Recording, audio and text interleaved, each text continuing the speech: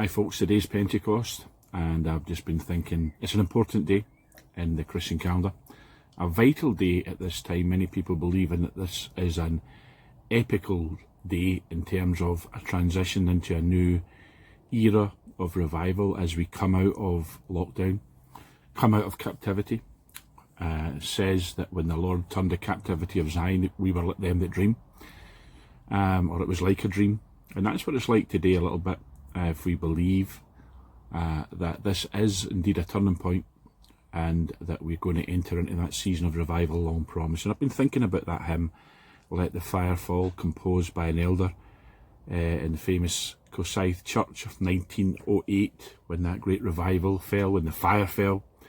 And indeed it was a great hub back in those days of early Pentecost. I'm a great student of early Pentecost here in the UK, and indeed a little bit in America, but certainly here in the UK. And so the move of God that took place in Cosaith was quite awesome. And a man called Harry T wrote this wonderful hymn, which you're going to hear. And it's also interesting, I've been reading a little bit recently about David Hathaway. His father was involved at some stage back then in the Cosaith Assembly. A great move of God in that place, not far from where I live. And we're believing God for such things today. We're believing God for such a move today, a greater move even than that. We need another Pentecost. And some great hymns about that, Send the Fire, and also the one that we're going to hear, which is Let the Fire Fall. It's all about fire today. So we need the fire. Now we have it. Yes, we're Christians, baptized in the Holy Spirit. The fire is ours. But you know, you can have a fire in your house, but never switch it on. You can have, say, an old-fashioned coal fire, but never put the kindling in, never put the coal in, never light a match. Or you can have even just an electric fire, but you never switch it on. So it's not so much that we need the fire to come or fall, so much as we need to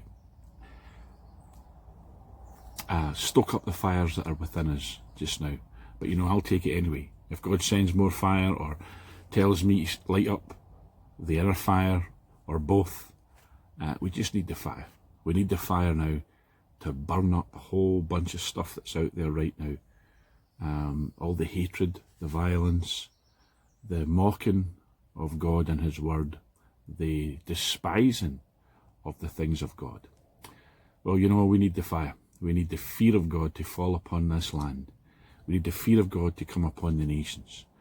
And we need to see things change and transform our societies by the kingdom. The kingdom has to come and be planted in the nations. And we have to lay a new foundation. So it's a great day to say that this is the start of it. And so as you sing this hymn, sing it with real intent, not just sing along, but sing it as a prayer. Now, just before we do that, I just want to remind you again of this wonderful book. I've plugged this book a few times. It's by Mario Murillo and it's called Vessels of Fire and Glory. What a beautiful, wonderful, powerful, awesome message is in this book. And it says here it's breaking demonic spells over America to release a great awakening. Well, it's not just about America. This book will speak to you. This book will touch your heart wherever you are on planet Earth. But it's a wonderful message. And God is looking, I believe, for vessels of fire and glory in the earth today. And you and I need to be such vessels. So, get the book, listen to this hymn, commit your heart afresh to God this day. That this Pentecost be the dawn, the breaking through, the breaking forth of a mighty move of God in the earth. The Lord bless you.